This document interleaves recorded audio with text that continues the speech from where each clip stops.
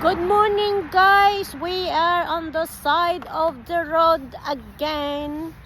We just having some breakfast because we are so hungry.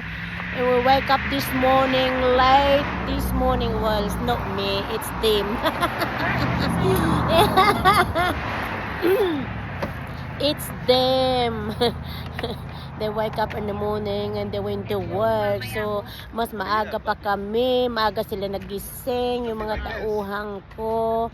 Tapos, dinaanan nila ako sa bahay. And yes, we just on the side, on the park, we just gonna have some breakfast. It's 7:30 in the morning today. It's Thursday. Yan, there. We are just... Say hello, guys!